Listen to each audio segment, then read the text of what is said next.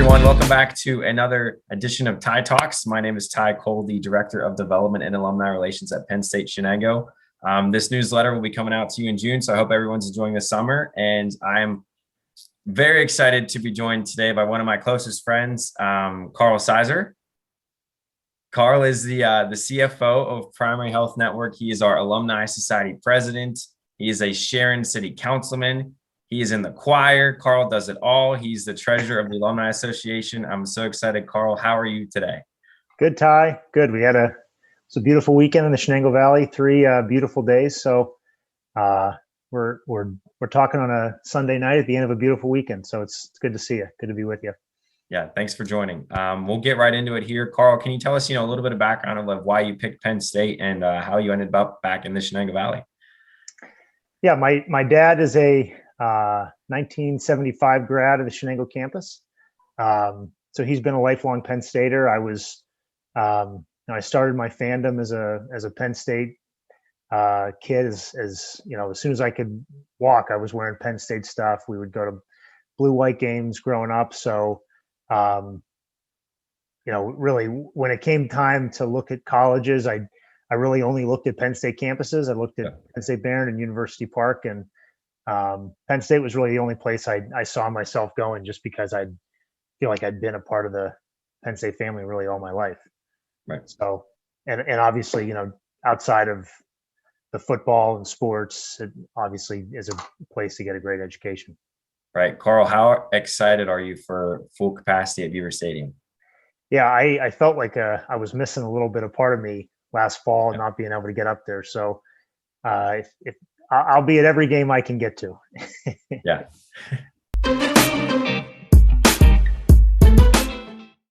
Yeah, I think, as a student, I always felt like I try to prepare as much as possible for, if it was homework or a project or a presentation or an exam, or really whatever the case may be. I felt like preparation is one of the most important things you can have of being successful in whatever it is. So, I think that's something that I still take with me, and I think is extremely important, really, in all aspects of life, not just professionally, but in your personal life and your family relationships, all those sort of things. So.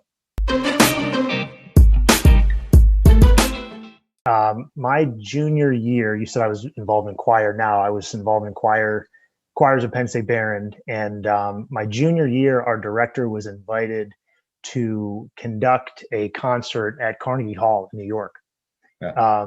So our group went with him, along with the Erie Philharmonic Choir, a couple high school choirs in Erie that he invited alongside of him. So as a junior in college, really being a novice at singing, I got to sing in Carnegie Hall. And it's this, historic performance space and really a once in a lifetime opportunity that I don't think I'll ever get again. So that's one thing that really stands out to me, is just an incredible opportunity that Penn State was able to provide to me. Yeah, I've heard that you like the Broadway show Hamilton. I am a Hamilton fan. Yeah. So yeah, am I. I think you are too. Yeah. Right. This is probably something that professors wouldn't want to hear, but I look back and, it's hard to be upset about, how much time I spent studying. And, now with professionally, I've been really lucky after college to have a good career. But, if I could maybe spend a little less time studying and a little more time having some fun, whether that be on a weeknight or weekend. I spent a lot of time in the library. I told you, a lot of time preparing for exams and schoolwork, and just looking back, I probably could have had a little more fun than I did. But, ultimately you go to college to get a job and to have experiences and grow up and learn how to be independent, live on your own. So I think it's important to study, because, you go to college to get a job.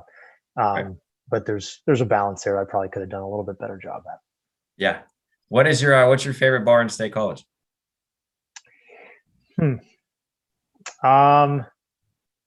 since we're speaking of having fun? Yeah, I think Bill Pickles is a spot that I really like. I think that I think they had a Blue Moon pitcher special on Fridays when I was in college. Yeah. So yeah, that's the first one that comes to mind. But I mean, there's a bunch. First, the Rathskeller. Yeah. Yeah. Okay. Yeah. For our viewers, Carl invited me up for his 31st birthday last year to State College, and it was a blast.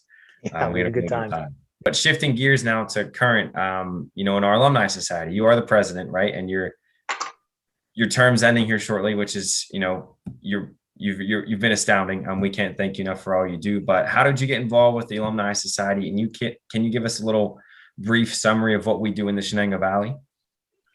Yeah, I got involved with the Alumni Society shortly after I graduated. I think the fall of the year following my graduation, or maybe a year after that.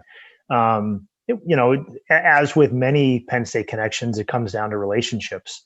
To me, that's the biggest part about being a Penn Stater is having a ton of relationships with other alumni and fans of the university and friends of the university and, employees, whatever it may be. So I had someone who was a community member reach out to me who was in the society and thought that I could, I was, a young alumni and just reach out to me to see if I want to get involved. So I've been involved. I think it was 2012 is when I joined. So I've been in the group ever since. The Alumni Society, we really exist to support the students at the campus, whether that be educational opportunities, mentor opportunities. Most of what we've focused on is facilitating scholarships, our scholarships endowment, our Alumni Society. While we are one of the smallest campuses, we have the #1 ranked endowment size for Commonwealth campus societies, which is a tribute to how much focus we've pushed on scholarships and affordability of education. I think we've tried to focus on ways to stimulate the enrollment at the campus. And historically, we viewed access in education as the way to do that, which I think we've done by scholarship growth. And there's certainly other ways to do that, but I think that's what we focused on. So we have an annual golf outing, which we have coming up this month. We used to do an annual dinner that had a speaker of a prominent Penn State community member. We sell raffle tickets for football games. We've had a cornhole tournament. We've done a bunch of different fundraising opportunities, but most of what we focused on has been fundraising. Right. And you mentioned the golf outing. We'll get back to that, but I do want to mention the Alumni Society's gift to start the women's basketball program. You touched on enrollment, and growing it at the campus. I think that's definitely one that hits home, and we're very excited to have women's basketball coming in the fall. Yeah, absolutely.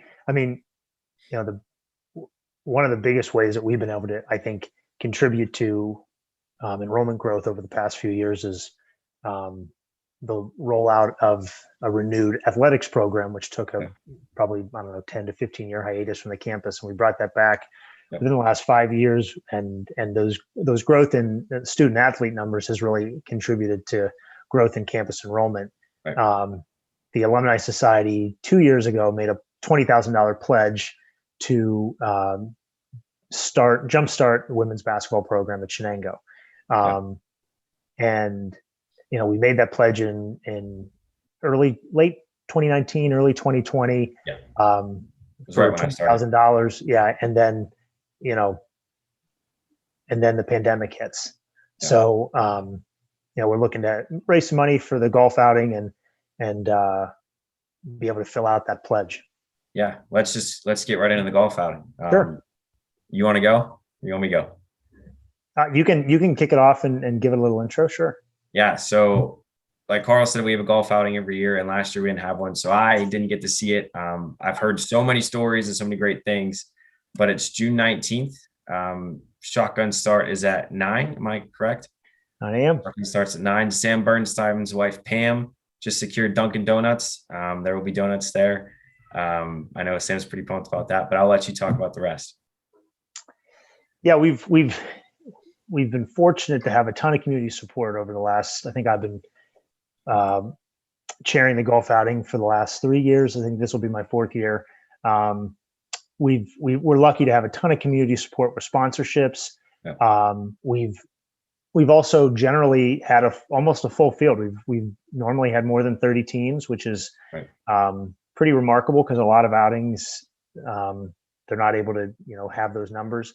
We're planning this year's outing with a little bit of a shortened time frame. We're planning in about a month, so we're kind of scrambling to get everything together over that time frame. May not have as many teams as we normally have. I think our sponsorship numbers will still be pretty strong, but I think more than anything else, and in so many things that are going on right now, I think people just wanted to kind of get together and be able to see each other again, and it's an outside event that I think we feel like we can do pretty safely, even given the circumstances. So I'm really excited. It is one of my favorite days of the year, even though it's a stressful thing to plan an event with 100 people, but 100 or more people. But I'm really excited about getting out there and seeing some of the people that I may not have seen since 2019 in some cases. Right. And for anyone looking to play, it is $85 a person. Yep, $85 a person. That includes food, beer, and beer, drinks, and food at the turn, food on the course, drinks, water, and then 18 holes in a cart. So, yeah.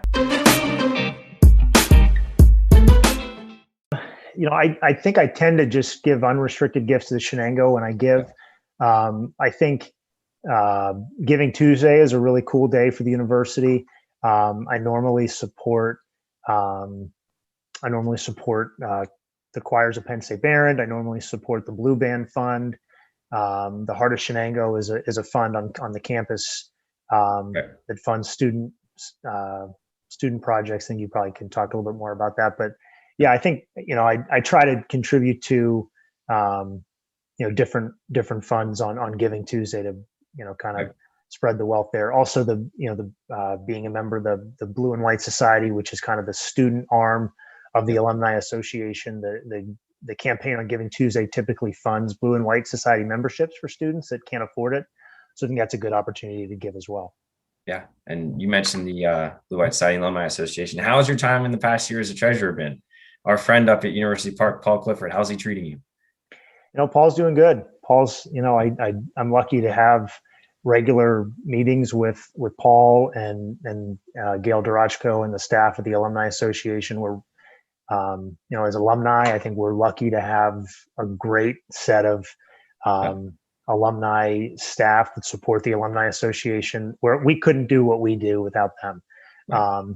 But yeah, it's been good. I mean, it's been just like so many things, it's been a different year. We haven't been able to get together in person. I think the plan is to do that in the fall. So my time on Alumni Council ends this month too, as my time as president ends. But I know that group is looking forward to getting back together. But it's a great opportunity to be treasurer of the Alumni Association and be able to give back for the university that has given me a lot. So it's been a good year. Being able to connect with, like I said, people like Paul and Gail on a regular basis is,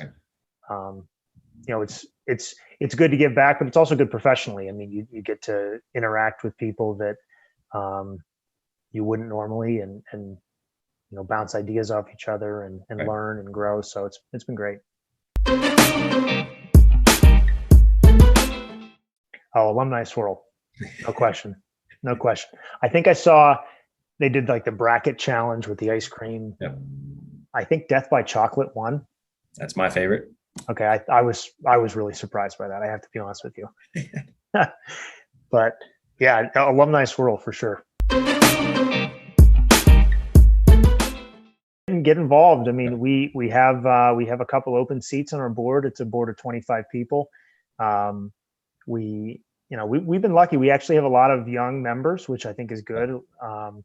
And our members who have been in the group a long time are Yeah.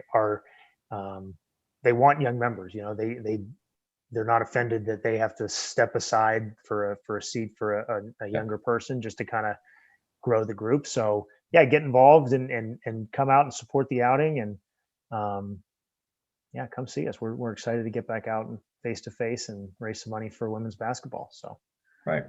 yeah. Well, thank you, good sir. You've been Yeah, great. sure.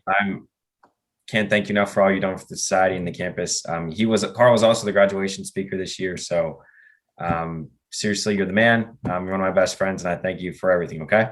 Yep. You're welcome, man. Thanks for All having right. me. Appreciate it.